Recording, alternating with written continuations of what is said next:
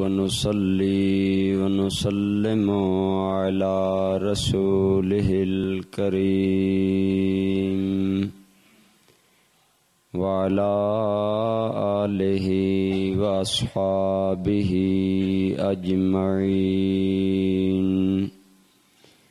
أما بعد فأعوذ بالله من الشيطان الرجيم. بسم الله الرحمن الرحيم.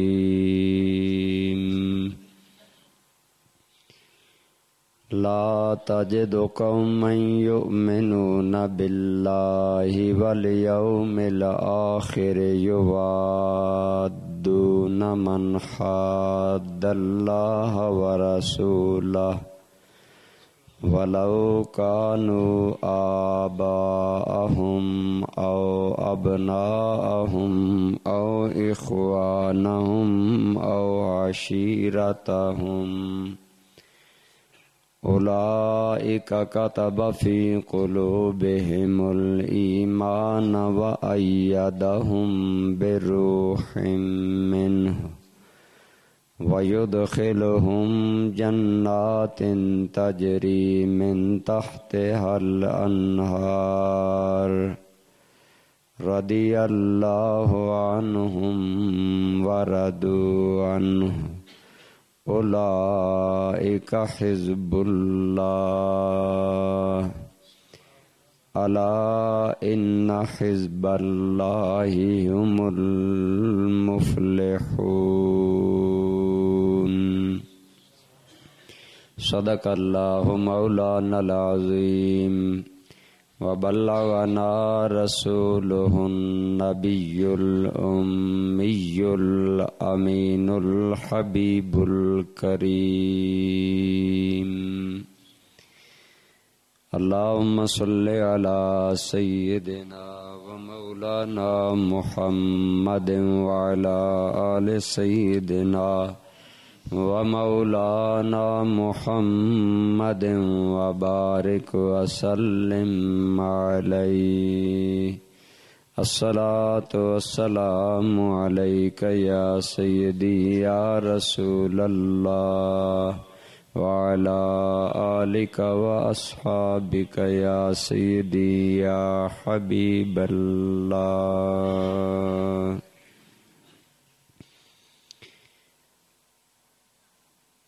ہم نے ہر دور میں تقدیس رسالت کے لیے ہم نے ہر دور میں تقدیس رسالت کے لیے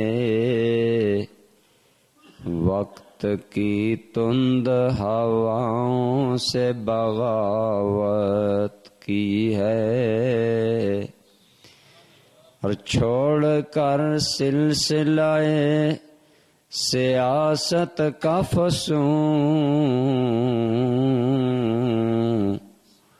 چھوڑ کر سلسلہ سیاست کا فسون ہم نے فقط نام محمد سے محبت کی ہے.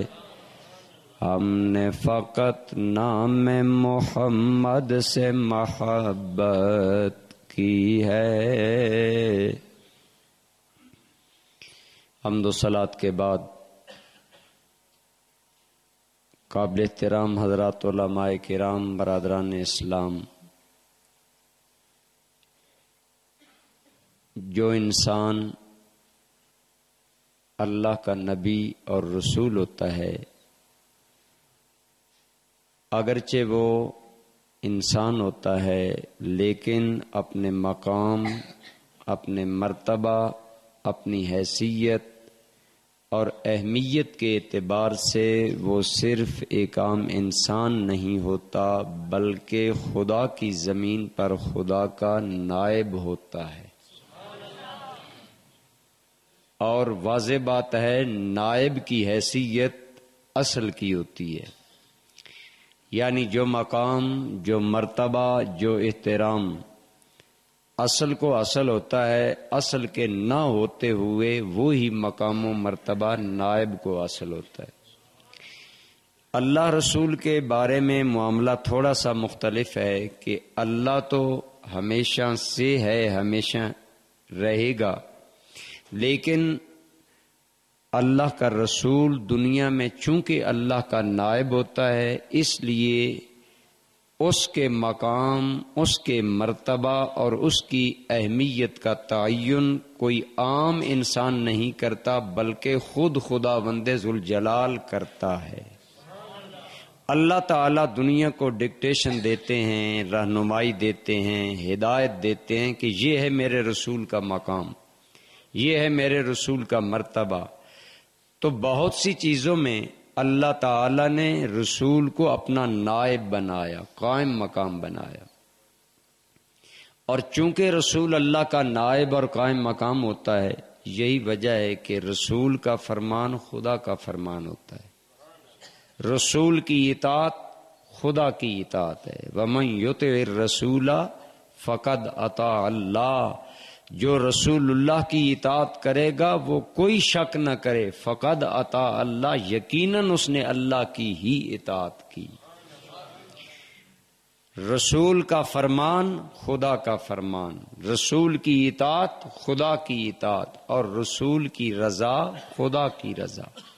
فرمایا اللہ ورسولہ احق ان یردوہ، اللہ اور اس کا رسول اس بات کے زیادہ حقدار ہیں کہ تم ان کو راضی کرو۔ یہاں پر علماء اور طلباء جانتے ہیں چاہیے یہ تھا عبارت یوں ہوتی، اللہ ورسولہ احق ان یردوہما، اللہ اور رسول زیادہ حقدار ہیں کہ ان دونوں کو راضی کرو۔ دو کی ضمیر ہونی چاہیے تھی، پہلے ذکر دو ذاتوں کا، ایک اللہ اور ایک رسول کا، آگے بھی ذکر دو ذاتوں کا ہونا چاہیے تھا کہ دونوں کو راضی کرو، لیکن ضمیر واحد ہے، ان یردو ہو، واحد ضمیر ہے۔ مفسرین نے فرمایا رب کریم نے واحد ضمیر بتا کر لا کر گویا بتا دیا کائنات والو مصطفیٰ اور خدا ذاتیں دو ہیں، رضا ایک ہے، اس لیے ضمیر بھی ہم ایک ذکر کر رہے ہیں۔ ان یردو ہو کہ جب مصطفیٰ راضی ہو گیا تو پھر خدا بھی راضی ہو گیا۔ تو اس طرح رسول کائنات پر کیا ہوتا ہے، یہ بات ابتدائی ذہن میں بٹھائیے، خدا کا نائب ہوتا ہے۔ کیا ہوتا ہے؟ اور نائب کا تقدس، آپ کسی آدمی کو اپنا نائب بنا کر بھیجیں، اگر اس کا احترام کیا جائے آپ کہیں گے انہوں نے میرے نائب کا احترام کیا، اور اگر کوئی آدمی آپ کے نائب کی عزت نہ کرے، توقیر نہ کرے، آپ رنجیدہ ہوں گے کہ میرے بھیجے ہوئے آدمی کا انہوں نے احترام نہیں کیا۔ تو دوستان ذی قدر بالکل اسی طرح اللہ تعالی جب انسانوں میں سے کسی کو چن لیتا ہے اور اس کے سر پر تاج رسالت اور نبوت کی عزت کی دستار سجا دیتا ہے، تو پھر اسے عام انسانوں سے ممتاز کر کے اللہ اپنا نائب بناتا ہے، اور اس کے مقام اور ادب و احترام کی رہنمائی بھی خود اللہ تعالی عطا فرماتا ہے۔ نبی ایک انسان ہوتا ہے، نبی نے چلنا ہوتا ہے، گلی میں چلتے ہوئے آدمی کبھی دوسرے آدمی سے آگے بڑھ جاتا ہے، ہو سکتا ہے قدم آگے بڑھ جائے، لیکن آپ قرآن پڑھیے، نبی کا مقام بیان کرتے ہوئے اللہ نے کیا بات فرمائی؟ فرمایا یا ایھا الذین آمنوا لا تقدموا بین یدی اللہ ورسولہ، ایمان والو نہ نبی سے آگے قدم بڑھاؤ نہ اللہ سے آگے قدم بڑھاؤ۔ غور کیجئے قرآن کی آیت پر، فرمایا نہ نبی سے آگے بڑھو نہ اللہ سے آگے بڑھو۔ ذہن میں سوال پیدا ہوا، مولا تو چلتا نہیں ہے، تو کوئی کام کرتا نہیں ہے کہ ہم تجھ سے آگے بڑھیں، تجھ سے پہلے کوئی کام کر لیں، تو پھر کیا مطلب ہے کہ ہم اللہ سے آگے نہ بڑھیں؟ مفسرین نے فرمایا اللہ نے یہ کہہ کر کہ نہ اللہ سے آگے بڑھو نہ اللہ کے رسول سے آگے بڑھو، بتا دیا میں تو ان چیزوں سے ماورا ہوں، لیکن یاد رکھو اگر رسول اللہ سے آگے بڑھو گے تو وہ اللہ سے آگے بڑھنا ہوگا۔ اس لیے رسول اللہ کے پیچھے رہو، کسی بھی کام میں نبی پاک پر پہل نہ کرو۔ عید الاضحیٰ کا دن آ گیا، بعض صحابہ نے عید سے پہلے قربانی کر لی، حضور نے فرمایا دوبارہ قربانی کرو کیونکہ ابھی تک میں نے قربانی نہیں کی، تم مجھ سے آگے بڑھ گئے، دوبارہ قربانی کرو۔ بہت سے احکام میں حکم دیا گیا، تو اس سے بھی معلوم ہوا کہ مصطفیٰ کریم سے آگے بڑھنا یہ خدا سے آگے بڑھنا ہے۔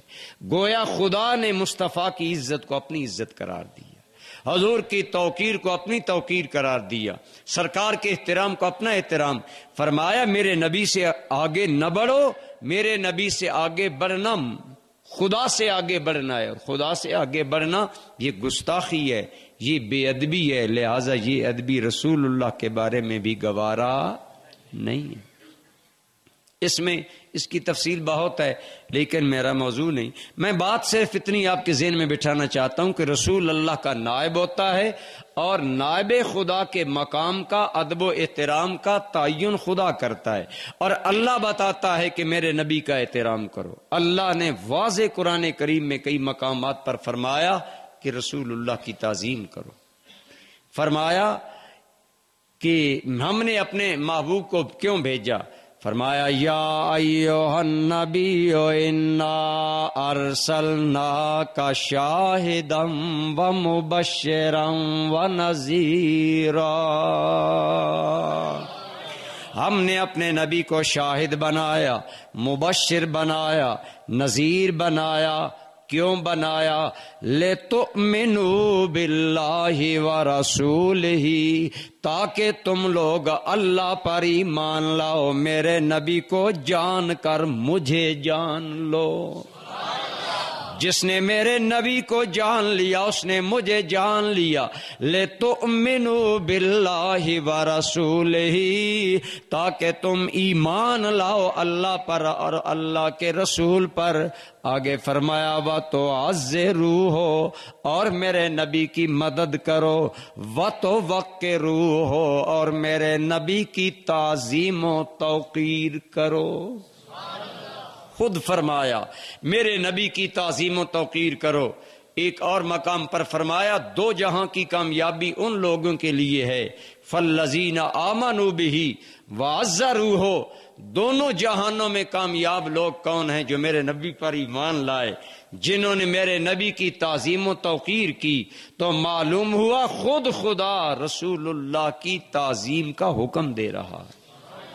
یہ تعظیم مختلف انداز میں اس کی تعلیم دی اور پھر قرآن میں دی۔ دوستان ذی قدر، دنیا کی عدالت قابل احترام مقام ہے۔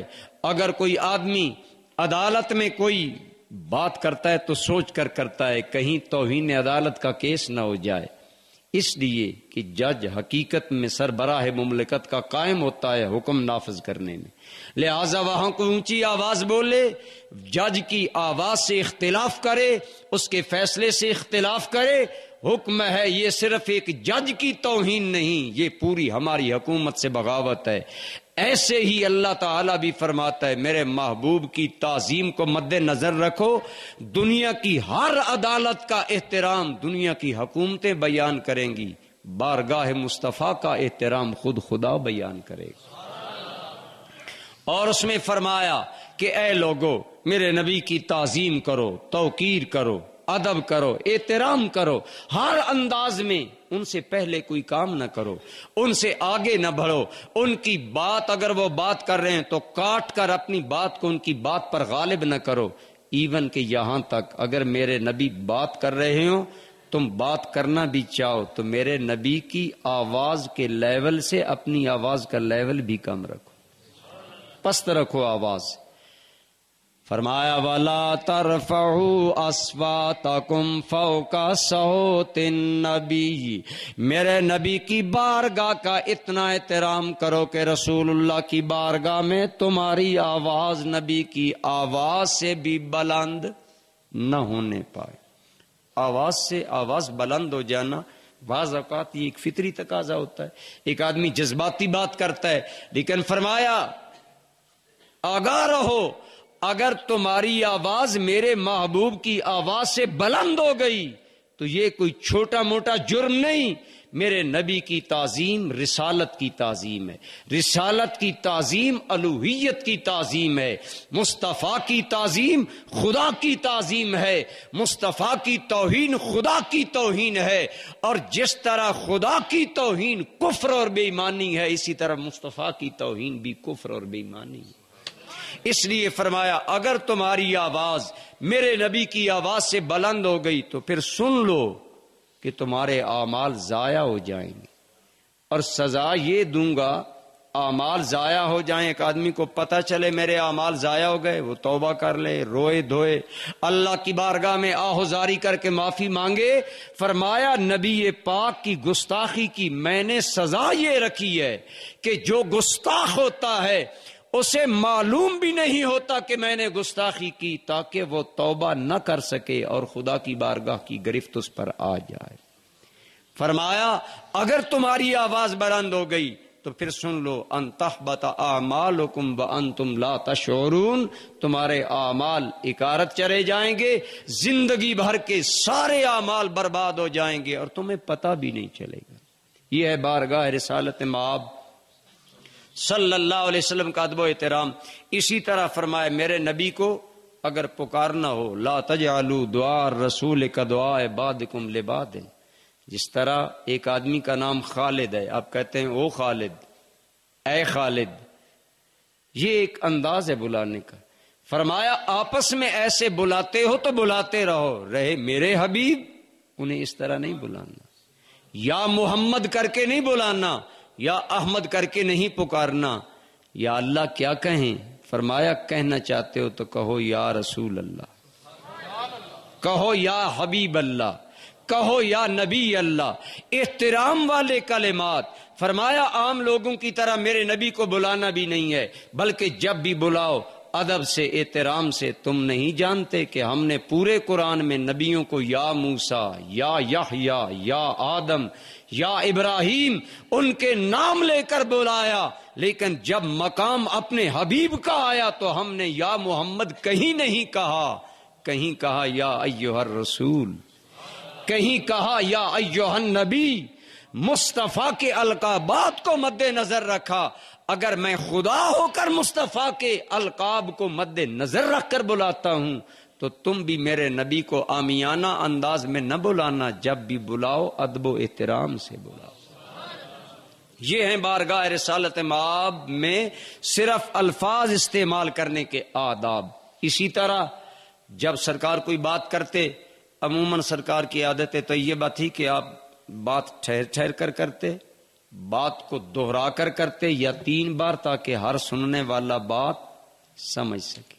لیکن میرے آقا فصاحت و بلاغت میں اس معیار پر تھے کہ سرکار فرماتے اوتی تو جوامع الکلم، میرے خدا نے مجھے جامع الکلمات بنایا، میں بات چھوٹی سی کرتا ہوں لیکن بات میں سمندر سمو دیتا ہوں۔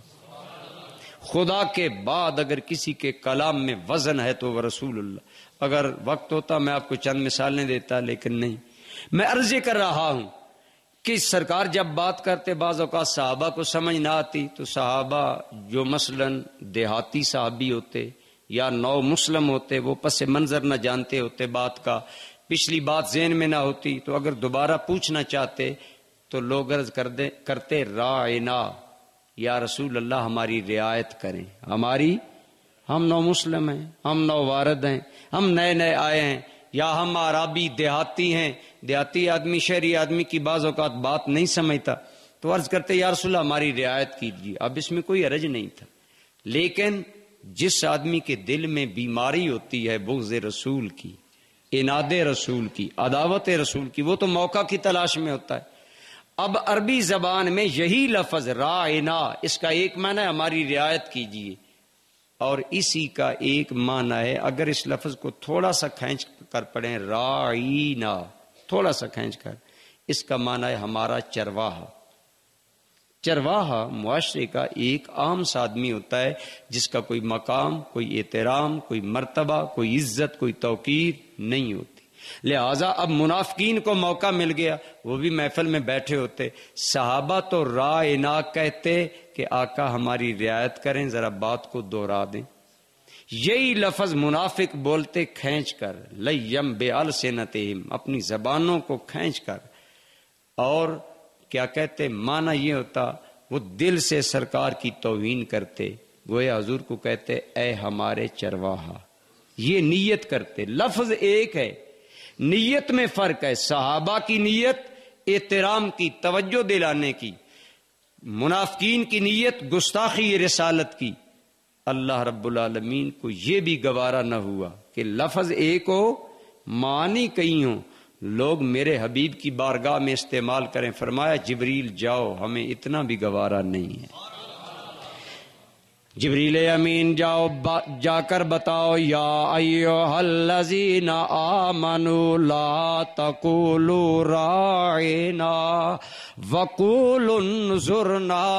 اے صحابہ، آج کے بعد رائنا کا لفظ ہی بولنا چھوڑ دو۔ جو لفظ بول کر منافق اور دل کے بیمار اور بدبخت لوگ میرے نبی کی گستاخی کرتے ہیں، وہ لفظ ہی زبان پر لانا چھوڑ دو۔ یا اللہ، اگر تیرے نبی پاک کی بات دوبارہ سننا چاہیں کیا عرض کریں؟ فرمایا یوں عرض کرو، وقول انظرنا، یوں عرض کرو انظرنا یا رسول اللہ۔ یہ قرآن کے الفاظ ہیں، انظرنا، اس کا معنی ہے یا رسول اللہ ہم پر نظر توجہ فرمائیے، ہم پر نظر التفات فرمائیے، ہم پر نظر رحمت فرمائیے، نظر کرم فرمائیے، نظر عنایت فرمائیے۔ تو آپ اندازہ لگا لیں اللہ کو اپنے حبیب کی ناموس، توقیر، تعظیم اور عزت کتنی مطلوب ہے کہ اگر ایک لفظ جس کا ایک معنی ادب پر مبنی ہے اور ایک معنی بے ادبی پر مبنی ہے، وہ لفظ بھی اپنے نبی کی بارگاہ میں رب بولنے کی اجازت۔ فرمایا ہمیں اتنی بھی گستاخی حبیب کی گوارا نہیں ہے، لہذا صحابہ تم یہ لفظ استعمال نہ کرو تاکہ منافقوں کے لیے گستاخی کا یہ دروازہ بھی بند ہو جائے۔ تو دوستان ذی قدر، یہ ہے قرآن کا وہ بنیادی مزاج جو تعظیم رسول کے لیے اور عزت و ناموس نبی کے لیے قرآن نے اختیار کیا۔ فرمایا نہ تو نبی کے آگے بڑھو، نہ نبی محترم سے پہلے کوئی کام کرو، نہ مصطفیٰ کی بارگاہ میں آواز بلند کرو، نہ میرے محبوب کی بارگاہ میں کوئی متشابہ لفظ یا ایسا لفظ جو کئی معنی پر مشتمل ہو اس کو بولو۔ بے ادبی کا کوئی ارادہ نہ کرے، بلکہ میرے محبوب کا ادب، احترام، تقدس یہ مد نظر رکھو۔ اور خدا کی قسم دوسری جانب جس نے مصطفیٰ کی ناموس اور عزت اور احترام کا خیال کیا، انہیں مقام کیا ملا؟ میرے آقا کریم کے ایک صحابی ہیں، ان کا نام ہے ثابت ابن قیس، فطری آواز بلند ہے۔ بعض آدمیوں کی فطری آواز بلند ہوتی ہے، گرجدار ہوتی ہے۔ جب یہ آیت آئی لا ترفعوا اصواتکم فوق صوت النبی، حضرت ثابت نے مسجد میں آنا چھوڑ دیا۔ جب سرکار نے نہ دیکھا، پوچھا ثابت بن قیس نظر نہیں آ رہے؟ یا رسول اللہ وہ تو گھر میں بیٹھے ہیں۔ ہم نے پوچھا ہے، کہتے ہیں میری فطری آواز بلند ہے، کہیں ایسا نہ ہو ایمان ضائع کر بیٹھوں، نہ مسجد نبوی میں جاؤں گا، نہ بولوں گا، نہ ایمان ضائع ہوگا، نہ اعمال ضائع۔ یا رسول اللہ آپ کے ادب، آپ کے احترام، آپ کی ناموس، آپ کی عزت کا اتنا خیال کر رہا ہے کہ نہ میں مسجد میں جاؤں گا، نہ بولوں گا، میرا ایمان اور عمل کہیں ضائع نہ ہو جائیں۔ میرے مصطفیٰ نے جب اپنے غلام کا یہ ادب و احترام دیکھا، یہ عزت و توقیر دیکھی، تو فرمایا بلاؤ میرے ثابت کو۔ جب ثابت آئے، دوستو آج ہم کیوں ناموس نبی پر زور دے رہے ہیں، کیوں عزت توقیر مصطفیٰ پر آپ کو خطابات کر رہے ہیں، کروا رہے ہیں، کیوں تعظیم مصطفیٰ کا سبق بار بار دوہرا رہے ہیں؟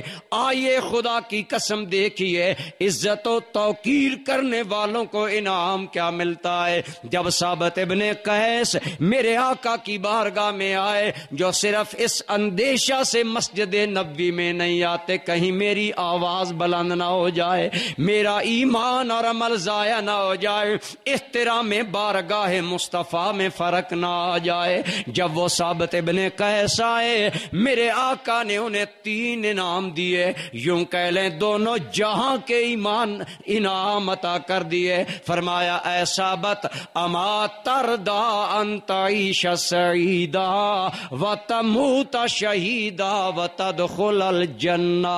3 اندیشے ہوتے ہیں، میری زندگی کیسے گزرے گی، میری موت کیسے آئے گی، میرا انجام کیا ہوگا۔ فرمایا میرا احترام کرنے والے ثابت ابن قیس، اے میری تعظیم و توقیر کرنے والے ثابت، کیا تو راضی نہیں اس انعام پر کہ میرے رب نے مجھے بتایا ہے تیری زندگی سعادت والی زندگی ہوگی۔ انت عیشہ سعیدہ، تو سعادت والی زندگی گزارے گا، وتموت شہیدہ۔ لوگ دعائیں مانگتے ہیں ہمیں شہادت ملے، ہم تمہیں بتاتے ہیں اللہ تمہیں شہادت عطا فرمائے گا۔ اور تیسری بات رہا انجام، غم نہ کرنا قبر و قیامت کا، وَأَن تَدْخُلَ الْجَنَّةَ، تمہیں جنت میں داخل کیا جائے گا۔ یہ ہے رسول اللہ کی بارگاہ کا ادب و احترام کرنے والوں کا۔ اسی لیے آج ہم کہتے ہیں کہ آج رسول اللہ کا ہر دم احترام مد نظر رہنا چاہیے۔ اللہ آپ کو مجھے مدینہ طیبہ لے جائے تو وہاں ادب کے پیکر بن جائیں۔ خدا کی قسم، جتنا آپ کی تعظیم مصطفیٰ میں کمال ہوگا، اتنا خدا کی عنایات میں کمال ہوگا۔ اسی لیے میرے پیر سیال کے بھائی خواجہ فخر الدین سیالوی کہتے ہیں کہ باب جبریل کے پہلو میں ذرا دھیرے سے فخر جبریل کا یوں کہتے ہوئے پایا گیا، اپنی پلکوں سے در یار پہ دستک دینا۔ یعنی سرکار کی بارگاہ میں جاؤ تو اپنی آنکھوں کی پلکیں بچھا دو، اپنے دل کی دھڑکنوں پر نظر رکھو۔ کیوں یہ وہ مقام ہے ادب گاہ ہیست زیر آسماں، از عرش نازک تر نفس گم کردہ می آید جنید و با یزیدی جا۔ یہ تو وہ مقام ہے کہ خدا کی قسم جہاں صدیق بھی دم نہیں مارتا۔ صدیق بھی بارگاہ رسالت میں آتے تو اتنا کلام دھیرے سے کرتے کہ سرکار کو دوبارہ پوچھنا پڑتا، ابو بکر کیا کہہ رہے ہو، عمر کیا کہہ رہے ہو۔ تو اس لیے دوستان ذی قدر، عزت و ناموس رسالت ایمان کی جان ہے، اور اگر اس کے اندر ذرا بھی فرق آ جائے، ایسا جملہ بھی زبان پر آ جائے جس کے معنی میں بھی شک و شبہ ہو، تو ایمان زائل ہو جاتا ہے۔ یہی وجہ ہے اللہ نے خود اپنے حبیب کی بارگاہ کے آداب سکھائے۔ یہی وجہ ہے صحابہ سراپا ادب تھے اور ہر بات میں قدم پھونک پھونک کر رکھتے۔ حضرت عباس سے کسی نے سوال کیا، انت اکبرو ام رسول اللہ، حضور کے چچا ہیں حضرت عباس۔ کسی نے کہا آپ عمر میں بڑے ہیں، رسول اللہ بڑے ہیں۔ سوال یہ تھا اکبر، اکبر کا معنی ہے بڑا۔ سوال کرنے والے نے کہا کیا آپ بڑے ہیں یا رسول اللہ؟ حضرت عباس کا جواب سنیے کیا ہے، چچا ہیں سرکار کے، اور حضور کا ارشاد ہے العم سن و ابن، چچا باپ کی طرح قابل احترام ہوتا ہے۔ اور حضور احترام کرتے تھے حضرت عباس کا، صحابہ احترام کرتے تھے۔ آپ کو یاد نہیں حضرت عمر کے دور میں قحط پڑا، بارش نہیں آئی، نماز استسقاء پڑھائی، فرمانے لگے کہاں ہیں عباس رسول اللہ کے چچا؟ انہیں بلا کر کہا دعا آپ مانگیں گے۔ حضرت عمر کہنے لگے یا اللہ، ہاں ہم تیری بارگاہ میں رسول اللہ کے چچا کا واسطہ دے کر عرض کرتے ہیں ہمیں بارش عطا فرما۔ یہ تقدس تھا حضرت عباس کا۔ لیکن حضرت عباس سے جب سوال کرنے والے نے سوال کیا، دوستان گرامی قدر، خدا کی قسم آج اہل سنت کیوں ادب مصطفیٰ کو شعار حیات بناتے ہیں، اپنے ایمان کی جان جانتے ہیں۔ سنیے، حضرت عباس نے یہ نہیں کہا میں عمر میں بڑا ہوں، بلکہ بڑی پیاری بات کی فرمایا، سوال کرنے والے ولدت من قبل، پیدا تو میں پہلے ہوا، ولیکن رسول اللہ اکبر، رہی بات بڑا کون ہے، بڑا تو اللہ کا رسول ہی ہے۔ پیدا میں پہلے ہوا لیکن بڑے تو رسول اللہ ہی ہے نا۔ یہ ہے انداز، یہ ہے صحابہ کا۔ دوستان گرامی قدر، ہر بات میں نبی پاک کا قائد درجہ احترام، اور کوئی جملہ اگر زبان پر ایسا گیا جس میں تقدس اور ادب نہیں، خدا کی قسم صحابہ کرام کی غیرت ایمانی جوش میں آ گئی۔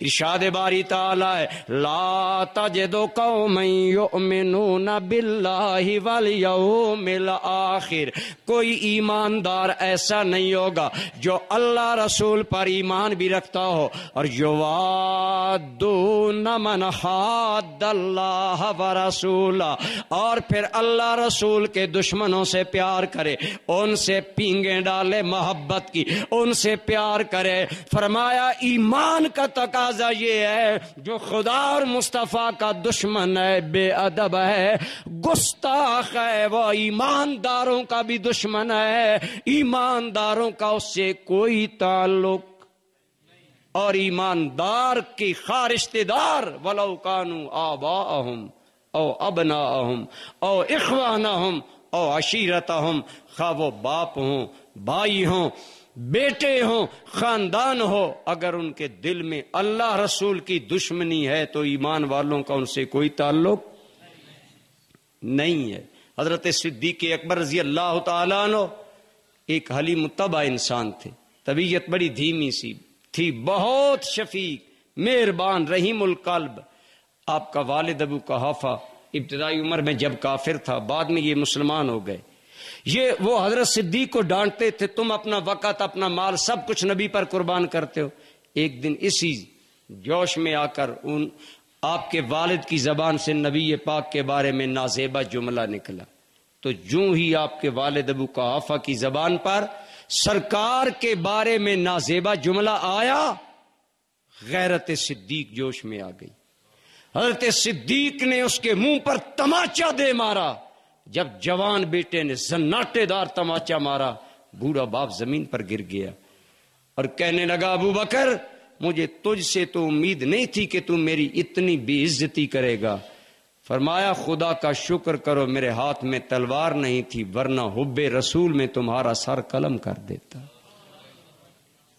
محمد ہیں متاع عالم ایجاد سے پیارے، پدر مادر برادر جانا اور اولاد سے پیارے، ہمیں ہر بات گوارا ہے، اے میرے والد ابو قحافہ، تیری سرزنش گوارا ہے، تیرا ڈانٹنا گوارا ہے، تیرا مجھے گالیاں دینا گوارا ہے، لیکن یاد رکھ کو صدیق ہر بات گوارا کر سکتا ہے، پر آقا کے بارے میں نازیبا جملہ گوارا نہیں کر سکتا۔ یہ ایمان کا تقاضا ہے، غیرت ایمانی کا تقاضا ہے۔ آپ نے نام سنا عبداللہ ابن ابی منافق کا، یہ منافقوں کا سردار تھا۔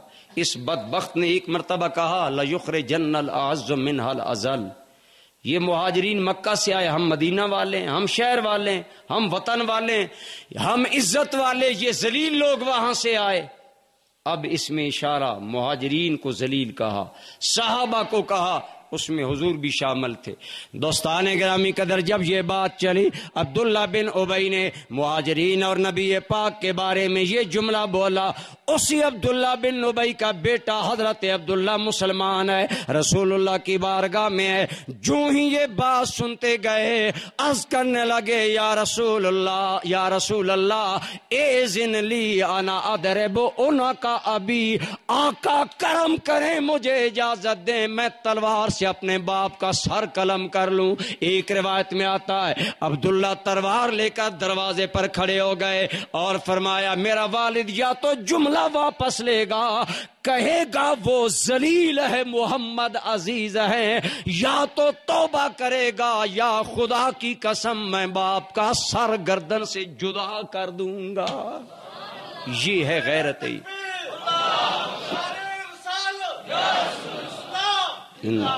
یہ ہے غیرت ایمانی۔ سرکار نے فرمایا، اے عبداللہ، کیا واقعی تم باپ کا سر قلم کر دیتے؟ عرض کرتے ہیں، یا رسول اللہ، خدا کی قسم اشارہ آبرو کی دیر تھی، میں باپ کا سر قلم کر دیتا۔ صحابہ کرام رسول اللہ کی بارگاہ کا اتنا تقدس، اتنی ناموس، اتنی توقیر اور عزت کا خیال رکھتے، اگر کوئی بدبخت آدمی زبان سے جملہ بھی نکالتا صحابہ تیش میں آ جاتے۔ بخاری اور مسلم میں متفق علیہ حدیث ہے، میرے مصطفیٰ لوگوں کو مال عطا کر رہے ہیں، یہ سرکار کی کرم نوازی، بعض نو مسلموں کو زیادہ دیا، مؤلفۃ القلوب کو جن کے دل اسلام کی جانب مائل کرنے تھے انہیں زیادہ دیا۔ تو محفل میں ایک لمبا تڑنگا آدمی کھڑا ہو گیا، اس کا نقشہ بھی حدیث نے بیان کیا، اس لیے بیان کیا گیا تاکہ گستاخوں کی علامتیں جان لو۔ بخاری اور مسلم کی متفق علیہ حدیث میں اس کی میرے دوستو دونوں طرح کی علامتیں گستاخوں کی بیان کی گئی ہیں۔ علامات وہاں اس کی کیا ہیں؟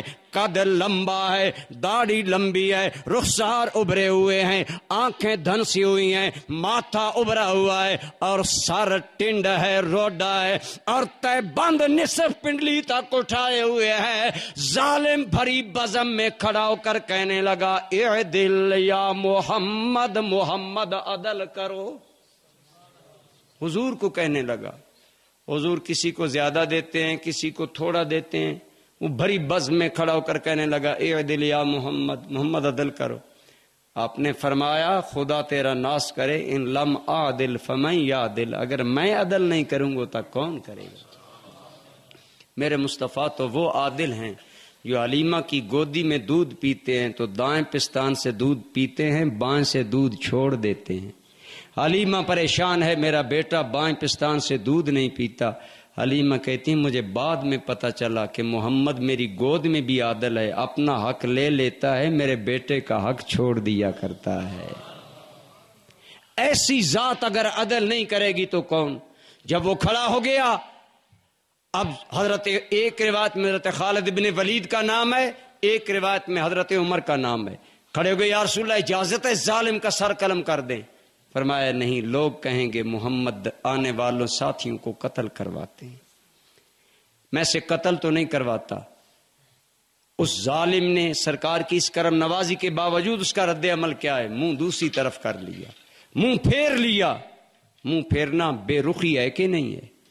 جب میرے آقا کریم نے یہ بے رخی دیکھی تو آپ نے ہمیں گویا امت کو بتایا، حدیث کی یہ تشریح آپ کے اور میرے لیے ہے کہ یہ بدبخت گستاخی کرنے والی کی شخصی علامتیں آپ کے سامنے آ گئی۔ لمبی داڑھی، سر پر ٹنڈ ہے اور شلوار یا تہ بند نصف پنڈلی تک ہے، یعنی بظاہر دین کا بہت بڑا پابند آدمی ہے، لیکن جب رسول اللہ سے بے رخی کی تو آپ نے فرمایا سے چھوڑ دو، اس کی نسل میں سے قوم آئے گی یقرؤون القرآن، وہ قرآن بہت پڑھا کریں گے، ان کی نمازوں کے سامنے تم اپنی نمازوں کو حقیر جانو گے، ان کے روزوں کے سامنے تم اپنے روزوں کو حقیر جانو گے، لیکن خبردار انہیں دیندار نہ جاننا، یمرقون من الدین کما یمرق الرمیۃ من السہم، جیسے تیر شکار سے نکلتا ہے سارے شکار کو پھاڑ کر جاتا ہے لیکن گوشت کچھ نہیں نصیب تیر کو ہوتا، ایسے یہ لوگ دین تو بہت کریں گے لیکن انہیں دین میں سے کچھ نصیب نہیں ہوگا۔ جیسے تیر کے منہ پر تھوڑا سا خون ہوتا ہے اس طرح ان کو دین کا تھوڑا سا حصہ ملے گا، دین سے معروم رہیں گے۔ لا یجاوز عن حناجرہم، قرآن پڑھیں گے، قرآن ان کے گلے سے نیچے نہیں جائے گا۔ بتائیں قرآن کب دل میں جائے گا؟ جب دل میں قرآن والے نبی کا بغض موجود ہوگا۔ یہ علامات بھی حدیث میں موجود ہیں۔ ہمارے بعض بھولے بھالے ساتھی بعض لوگوں کی دینداری، نماز، روزہ، تقوی دیکھ کر یہ سمجھتے ہیں کہ یہ لوگ بہت بڑے عبادت گزار، شب زندہ دار اور دیندار ہیں۔ خدا کی قسم سمجھ لیں، دین نماز، روزے اور صرف حج کا نام نہیں، دین تو مصطفیٰ پر ایمان لانے کا نام ہے، یہ یاد رکھیں۔ اسی لیے تو ظفر علی خان نے کہا تھا نماز اچھی، روزہ اچھا، حج اچھا، زکوٰۃ اچھی، مگر میں باوجود اس کے مسلمان ہو نہیں سکتا، نہ جب تک کٹ مروں میں خواجہ بطحا کی عزت پر، خدا شاہد ہے کامل میرا ایمان ہو نہیں سکتا۔ یاد رکھیں، صرف حب خدا کے دعوے اور نبی پاک کا بغض اور عناد اور تنقید یہ ایمان نہیں، بے ایمانی ہے۔ اور میرے مصطفیٰ نے خود فرمایا ایسے لوگوں کو دین میں سے کوئی چیز نصیب، قرآن ان کے دلوں میں نہیں جائے گا۔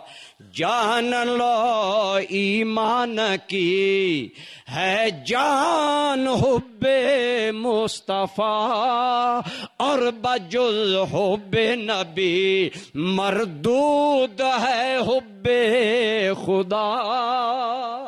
تو بات میں یہ کر رہا تھا، اب بظاہر اس آدمی نے کیا کہا تھا آپ غور کریں۔ بعض لوگ کہتے ہیں جی باتیں تو یہ بڑی اچھی کرتے ہیں لوگ، تو اس نے تو کہا تھا عدل کرو، کسی کو کہنا عدل کرو یہ بظاہر اچھی بات نہیں ہے، بولیں ہے نا، لیکن اگر نبی کو یہی بات کہا جائے تو یہ عدل نہیں، یہ ظلم ہے۔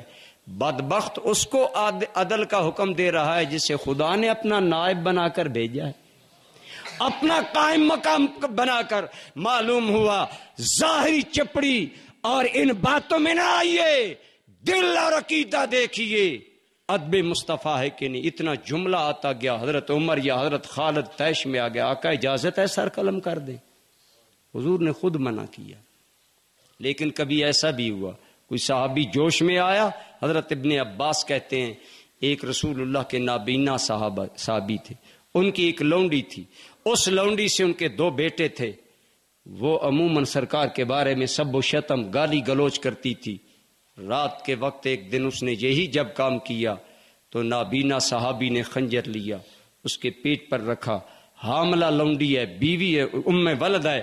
ام ولد وہ لونڈی ہوتی ہے جس سے آقا کی اولاد ہو جائے، آقا اب اسے بیچ نہیں سکتا، مالک بیچ نہیں سکتا۔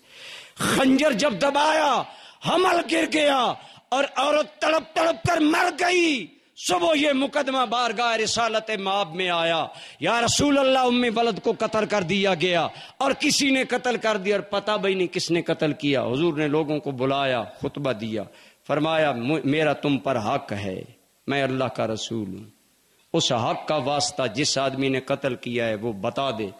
وہ نابینا آدمی مجمع چیرتا ہوا آگے آیا، یا رسول اللہ قتل تو میں نے کیا، لیکن وجہ یہ تھی کہ یہ آپ کی ذات پر زبان درازی کرتی تھی، گالی گلوچ کرتی تھی، آقا اس لیے میں نے اس کو قتل کیا۔ خدا کی قسم اٹھائیے سیرت کی کتابیں، مصطفیٰ کریم نے فرمایا فدموہا حاضرن، او کما قال علیہ السلام، فرمایا اس لونڈی کا کوئی قصاص نہیں لیا جائے گا، اس کا خون رائے گا گیا، ضائع گیا، برباد گیا، اور اس نابینا صحابی کو کوئی سزا نہیں دی گئی۔ صحابی کی غیرت نے گوارا نہ کیا۔ حضرت عمر کی بارگاہ میں ایک منافق اور ایک یہودی آئے جھگڑا لے کر، یہی جھگڑا حضور کی بارگاہ میں پہلے لے گئے، پھر صدیق اکبر کی بارگاہ میں، پھر حضرت عمر کی بارگاہ میں۔ تو جو منافق تھا اوپر سے مسلمان تھا، مسلمان نما کافر، اندر سے کافر تھا، وہ کہنے لگا مجھے نبی کا فیصلہ قبول نہیں، صدیق کا فیصلہ قبول نہیں، عمر جو کریں قبول ہے۔ اس نے بتا دیا حضرت عمر کو، جناب اس کو حضور کا فیصلہ قبول نہیں، آپ کے پاس آئیں۔ حضرت عمر اٹھے، تلوار لے کر اس منافق کا سر قلم کر دی۔ فرمایا جو رسول اللہ کو حاکم نہیں مانتا، عمر کا اس کے بارے میں یہی فیصلہ ہے۔ اٹھائیے تفسیر کی کتابیں، سیرت کی کتابیں۔ لوگوں نے کہا عمر نے ایک مومن کو قتل کر دیا، اللہ نے کو قرآن اتارا، فلا وربک لا یؤمنون حتی یحکموک فیما شجر بینہم ثم لا یجدوا فی انفسہم حرجا مما قضیت ویسلموا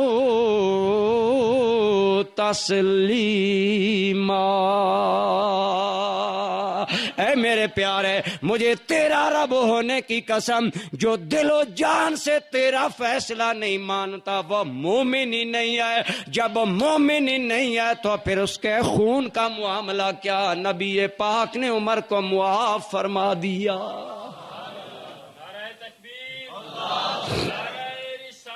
یا رسول اللہ۔ دوستان گرامی قدر، خدا کی قسم اس امت کا یہ امتیاز ہے، اس امت کی یہ خصوصیت ہے، الحمدللہ امت مصطفیٰ کا یہ اعجاز ہے۔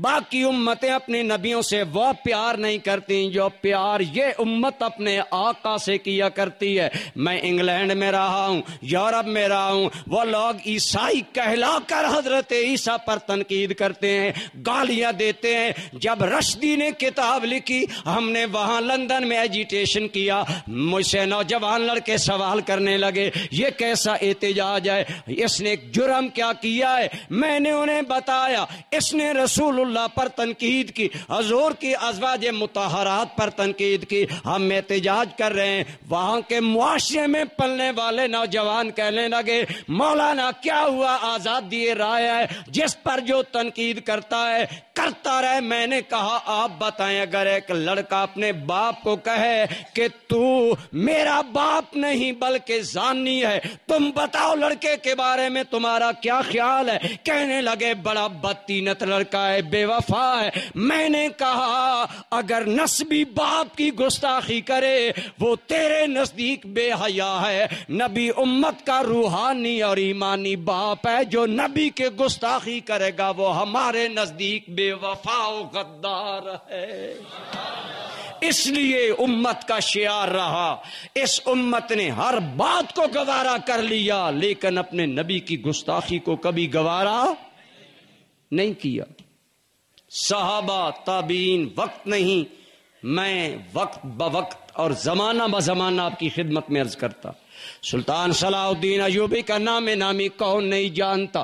میری تاریخ کا یہ وہ روشن نام سلطان صلاح الدین ایوبی آج امریکہ پورے عالم اسلام کو پریشان کر رہا ہے۔ یہ عیسائی اور یہودی ہمیں ہانک رہے ہیں، ہمارے حکمرانوں کو غلام بنا رہے ہیں، لیکن سلطان صلاح الدین ایوبی وہ اس امت مسلمہ کا جمع مرد آدمی ہے، اور میری امت کی، میرے آقا کی امت کی تاریخ کا وہ روشن نام ہے۔ جب میدان میں جہاد کے لیے آیا سارے عیسائی جمع ہو گئے، لوگوں نے ڈرانے کے لیے کہا سارے عیسائی جمع ہو گئے ہیں، اب کیا کرو گے؟ جس کا خدا کی قسم بھروسہ خدا پر ہوتا ہے اس کے ارادوں کا عالم اور ہوتا ہے۔ مسکرا کر کہنے لگا شکر کرو اللہ نے ان سب کو اس لیے جمع کر دیا ہے کہ میں ان دشمنان اسلام کا نام ختم کر دوں گا۔ سلطان صلاح الدین ایوبی صلیبی جنگوں میں مسلمانوں کا قابل فخر جرنیل، سلطان صلاح الدین ایوبی کا دور ہے، صلیبی جنگوں کا دور جاری ہے، عیسائی بھی اپنا کام کر رہے ہیں، مسلمان بھی ان سے مقابلہ کر رہے ہیں۔ ان کا ایک کمانڈر تھا، اس کا نام تھا ریجینالڈ، بعض نے ریجینالڈ لکھا، یہ ان کا ایک کمانڈر تھا انگریزوں کا۔ یہ بڑا بدتینت تھا، مسلمان عورتوں بچوں پر ظلم کرتا۔ ایک مسلمانوں کا قافلہ جا رہا تھا حج کے لیے، اس نے پکڑ لیا، قید کر لیا، کہا کہاں جا رہے ہو؟ بتایا حج کے لیے۔ کہنے لگا بلاؤ نا اپنے محمد کو، تمہاری مدد کے لیے آئے۔ اس نے جب یہ بکواس کیا انہیں قیدی بنا لیا، مراسلت چلتی رہی۔ یہ بات صلاح الدین ایوبی کو پہنچی، اپنے فوجیوں کو لکھا ریجینالڈ کو قتل نہیں کرنا، زندہ گرفتار کر کے میری کچہری میں لا۔ زندہ پکڑ کر لایا گیا، ان کا بادشاہ گرفتار ہوا، جارج ششم عدالت۔ یہ بہت لمبی بات ہے، میں اپنے فوکس پر جاننا چاہتا ہوں۔ ان کے بادشاہ کو معاف کر دیا، ان کے دیگر لوگوں کو، بڑے بڑے سرداروں کو معاف کر دیا، کہا یہ خلق محمدی کا مظاہرہ ہے۔ ہمارے کریم نے فتح مکہ کے موقع پر جان کے دشمنوں کو معاف کیا، ہم تمہیں معاف کر کے رسول اللہ کی سنت زندہ کر رہے ہیں۔ یہ ہے مسلمان کا کردار۔ لیکن ریجینالڈ جب سامنے آیا کہا گیا یہ ہے وہ آدمی، تو حضرت سلطان صلاح الدین ایوبی کی آنکھوں سے غصے کے انگارے ٹپکنے لگے، شرارے ٹپکنے لگے، اور فرمایا میری تلوار لائی جائے۔ تلوار لائی گئی، آپ نے فرمایا ہر آدمی کو میں معاف کر سکتا ہوں لیکن اسے معاف نہیں کر